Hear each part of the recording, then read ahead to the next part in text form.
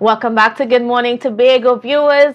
It's a wonderful morning. It's a rainy morning, a morning that you might want to stay in your bed. Trust me, I wanted to be one of those ones, but thank God there's coffee and I could be here with you all.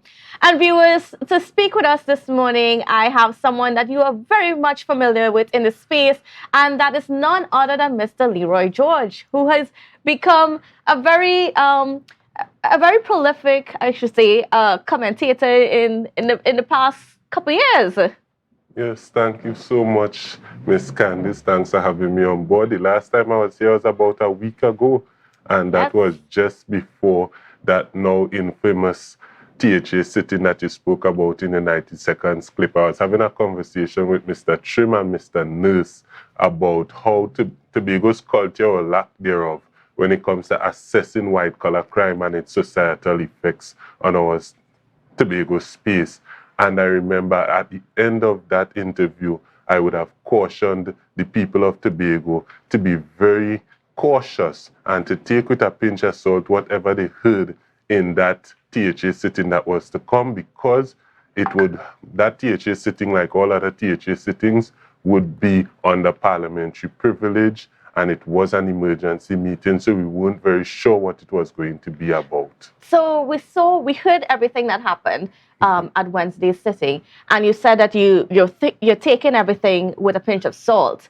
So are you saying now that you are doubting the statements made by Mr. Augustine? You're doubting that there is a plot to discredit his administration? I'm not doubting it. What I am doing, however, is exactly as I said, taking it with a pinch of salt. And I'll tell you why I'm taking it with a pinch of salt. In his presentation, he spoke about how Mr. Akil Abdullah, he would have introduced us to this whistleblower, Mr. Akil Abdullah, that is credited with having taken that even more infamous voice recording that has led to a police investigation and consequently the searches of the homes of several THA officials, etc. And so it was said that Akil Abdullah would have been offered something in the vicinity of $250,000 to bring the chief secretary into a space where he would be embarrassed in perpetuity. That rain is very heavy, isn't it? Yes, it is. Yes, I didn't hear myself for a second. Very sudden and very loud. Anyway, and it reminded me of a story that I had read, because I am a research writer, and it reminded me of a story that I had read 8 years ago. This was back in June of 2015, where the said same Akil Abdullah would have been one of the heads of the Tobago ILP. And Mr. Jack Warner, who you spoke about also in your 90 seconds, would have said that a conversation happened among ILP members where Mr. Abdullah made a similar claim with very few differences. And in the similar claim, he claimed that roughly about the same $250,000 was offered to him and other members of the ILP to leave the ILP and basically dismantle the ILP in the Tobago space, right? He also familiar or similar to last sitting, the revelations that we heard.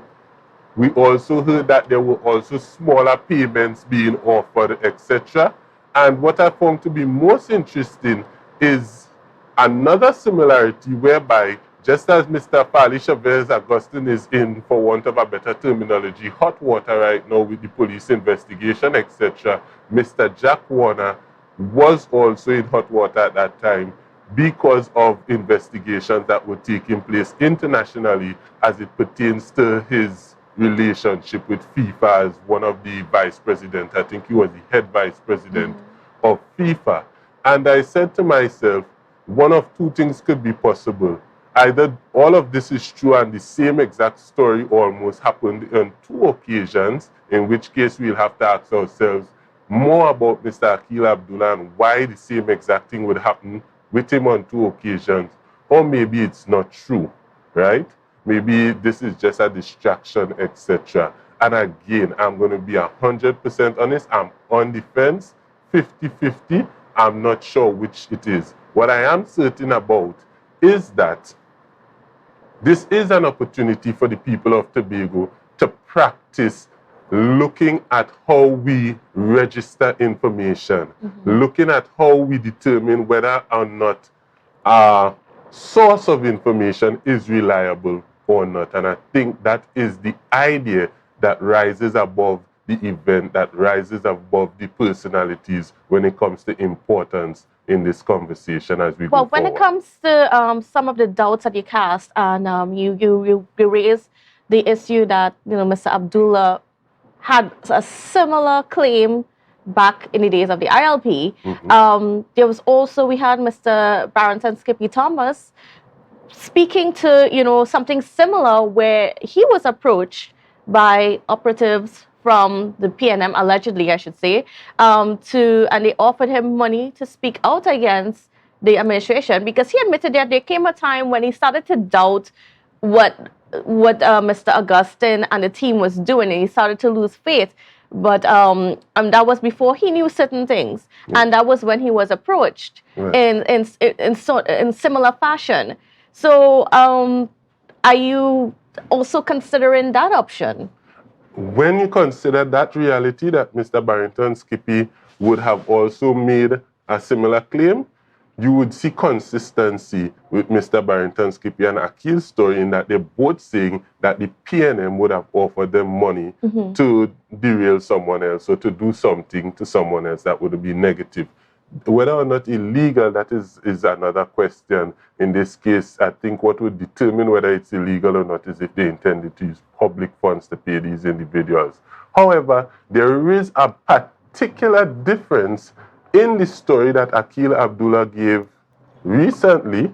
I think it would have been the 7th and the 12th of July gone, and the story that he gave in 2008, in that recently the culprit, where the bribery is concerned, was the PNM. However, in 2015, it was not the PNM. He would have claimed that multiple political parties would have approached him offering money. And I'm wondering, how likely is it that multiple political parties, we know that at that time there were only 2 major political parties. ILP was doing pretty well because Jack Warner had already won his part of Shogunas, etc. But there are 2 major political parties that may have had the funding to offer bribes of that magnitude. We're talking $250,000, etc. And I'm wondering, why would multiple political parties have offered him money in one case, but in this case we're only looking at one political party, which is the PNM? But what about in the case of whether these claims of bribery should be investigated? Because, according to the Chief Secretary, these claims also came out, these situations also came around with death threats. And not just to THA members, but even workers of the THA. And those claims were not, they were not dealt with by the police. Instead, the only thing that's being investigated is the audio clip. And while that does need some investigation, there's so many other things that need equal attention. I would say it needs even more attention. And it's so unfortunate, because after Mr. Akil Abdullah would have been recorded by the Chief Secretary, we saw that the police did come to the home of the Chief Secretary, his residence in Lowlands. And if we are to assume that the purpose of their visit to the Chief Secretary's home was similar to the purpose of their visit to the Deputy Chief Secretary's home and the former or present Chief Administration and 7 other THA officials, then we would assume that they came there to search, and specifically search for devices. And so I am wondering why, if the Chief Secretary did not hand over that device that was used to record Mr. Akil Abdullah, why would he not have handed it over? Or if he did hand it over, perhaps he did hand it over. And I'm also wondering, why would he have come into the Tobago House of Assembly sitting to utter those words when we see that Section 70 of Act 40 of 1996, that's the Tobago House of Assembly Act, shows that any words that are uttered in the THA chambers during a THA sitting cannot be used to prosecute any member or even a stranger like Mr. Akil Abdullah, or even anybody, any member or any person. And so the information that would have been given could now be argued as being null and void. Of course, Mr. But they could also say that about the search warrants, because there were several errors in those search warrants that basically invalidates it. It claimed that there were it asked information on workers that were never even employed by the THA. There's some of the credentials for the assemblymen and so on were wrong. And so it speaks to something amiss in terms of, you know, the mechanism behind the generation of these search warrants, because the officers or the magistrate or the justice of the peace, whoever it was that signed off on these, didn't do their work. I think you know that at one point I was the elections officer for the Progressive Democratic Patriots, at which time I would have been a colleague of the then deputy political leader of the PDP, Mr. Augustine, and also the, even now, membership and mobilization officer, Mr. Akil Abdullah. And what you just said reminded me of an incident I'd like to share with you. I remember, because despite also being the research officer and the elections officer, I was the research officer for the minority leader. I was also the candidate agent for the Tobago East candidate of PDP, which is Watson Duke. And as such, I had discovered an error in the paperwork that had been presented on the nomination form for Mr. Ayanna Webster Roy, where her name would have been misspelled, right? I would have brought that to the attention of the PDP Executive Council, in particular the political leader, and we would have approached lawyers to find out if null and void could be made her candidacy, and as such, Mr. Watson Solomon Duke could have been the MP for Tobago East even today, had that been the case. And we were advised by the lawyer that even though the People's Representation Act, which is the part of the Constitution that dictates everything as it pertains to elections and our democracy for in a more holistic way, even though it's very strict in everything that it says you have to do this, that, the other, it also said that even when mistakes are made, small mistakes like the misspelling of Mr. Ayanna Webster Roy's name, if it is certain what the intent was, then it is still admissible, and which is why Miss Ayanna Webster. But this has also been contested many times. I mean, even on a traffic ticket, it's something simple as a traffic ticket. If you get, even if the punctuation is wrong, the spelling of the area where the ticket was issued, or anything of that is wrong, that could be actually contested in court, and then the ticket could be invalidated. In the same way, the research warrants, these are search warrants. Yes. Those things can be invalidated. So then why are we accepting that as, you know, as something to validate it? Because and there's the parallels being drawn with the email gates, because when the email gate, you had addresses on the emails that were not real email addresses. Yes. So it called into question the information in those emails, which is why it was never tried in a court or anything like that. It didn't go anywhere. And that's such an important point, because a search warrant, it invades your privacy.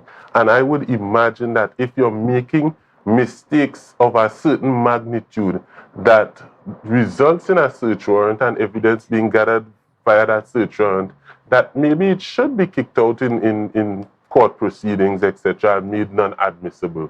Fortunately, we have experts, and when we're talking about reliability of information, expertise comes into place. And so we have experts in the judicial system who will determine whether or not these search warrants or whatever was found as a result of these search warrants, where we saw mistakes, big or small, should be admissible or not.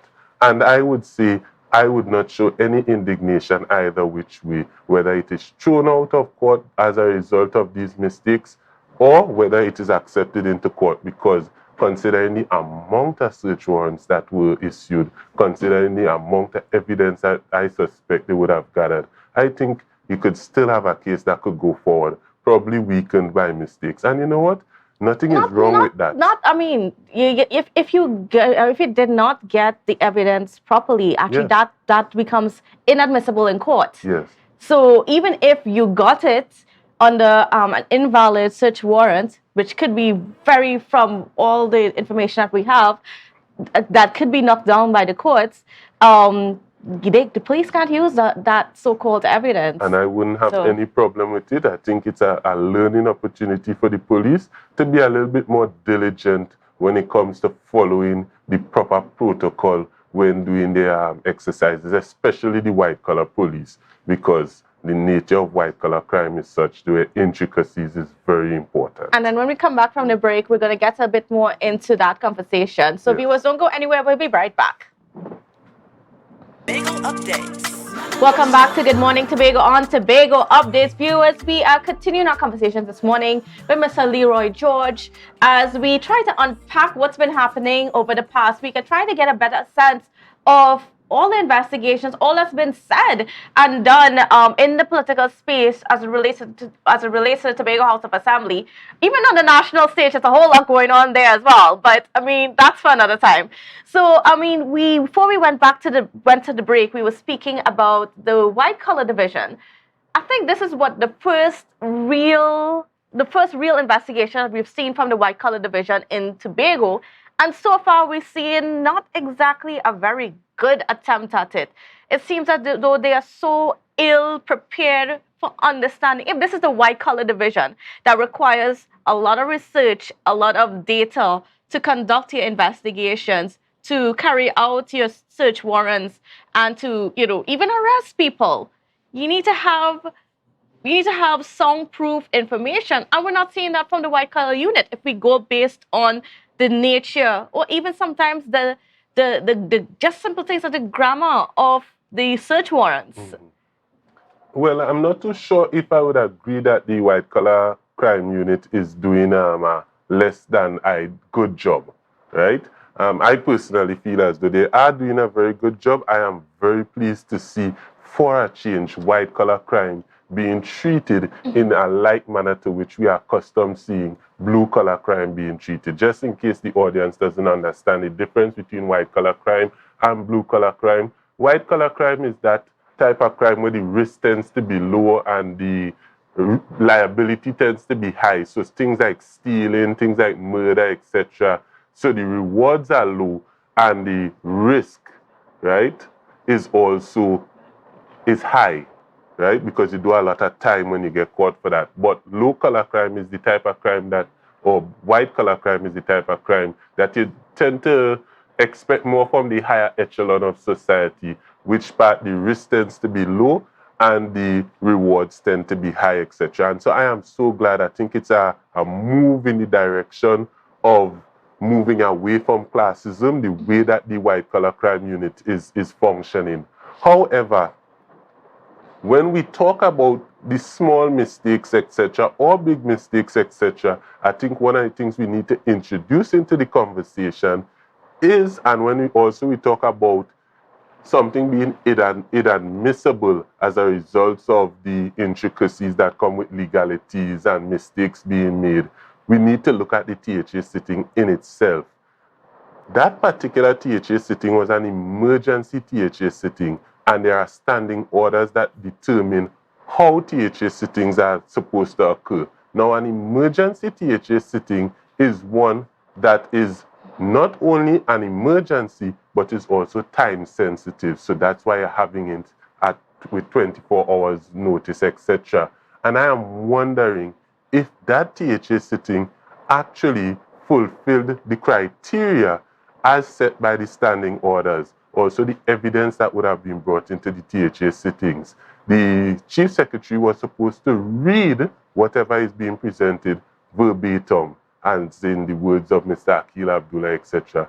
However, both those infringements on the particulars of how THA sittings should happen somehow managed to sneak by the presiding officer, and the wrong thing happened there. And I'm wondering, I'm not too optimistic, but I'm wondering if, because mistakes were made in even allowing that THA sitting to happen and allowing the evidence that was brought forward to be brought forward in the manner it was brought forward, does Section 72 of Subsection 2 of Act 40 of 1996 that gives parliamentary privilege to these THA sittings, is it still in effect? Because if it is not still in effect, then perhaps exactly what you're talking about, whereby a proper investigation into everything that was said, all the evidence that was brought forward, could in fact happen, and that could be a good thing, because well, then the same thing could be said about that whole email gate situation, because it was brought forward, I mean, under the standing orders of the House, which, I mean, it allows for, you know, freedom of expression, and it allows for immunity of the members to be able to make the presentations and so on, and it was approved before it was spoken about in the House, in the same way how these clippings and the documents were approved before it was spoken about in the House. So then it's like, you know, you can't dismiss one without dismissing the other. You cannot dismiss one without dismissing the other. And provided that the statutes of limitations allows it, I think that it should be revisited, the mistakes that would have been made in that central government sitting, and let's see if perhaps the protection that you got from parliamentary privilege could be removed, because I do think that the Prime Minister should face not only public opinion, because public opinion wasn't enough to derail him in that following election or the election after that, but even the judiciary of Trinidad and Tobago. Perhaps he should be brought back. Certainly, but there was a precedence that was set, and then once there's a precedence that was set, it's usually, you know, if you understand that kind of definitely, because that was done and that was accepted and that went unchallenged, then the same way it can be argued in the court that based on that precedent that this cannot be challenged. Yes, definitely, and we saw that in the Tobago space even also. When he had the 6-6, Mr. Chavez would have brought to the attention, and when you look at the standing orders, whenever there is ambiguity or you don't understand fully what's supposed to happen, you're supposed to revert to the customs of the central government proceedings, the House of Representative proceedings, and that did not happen. And then when Mr. Augustine and the rest of his executive would have left the PDP, you would have heard persons saying, hey, look at the Crossing of the Floor Act. But no, you can't do that. You have some precedents that has been set. You have some customs that have been set, which by the same exact persons that turn around and now complaining and saying, let's go to the proceedings of, let's go to Standing Order 92, were the same person that would have ignored it. And so yes, you're 100% correct. Presidents, customs, things that would have happened in the past does affect how we do business in the future. Even the mother of all the parliamentary proceedings that we use today in England, when they speak about the British constitution or the rules that govern the British, customs have more to do with it than any particular constitution, etc. Well, it's the nature of common law. Common law is based on precedents, and so that's how it's from not 1000 BC.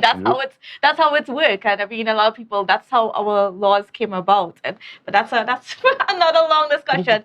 But I also want to get from you, how do you feel just about the revelations when you listen to both sides? Well, I wouldn't just say both sides.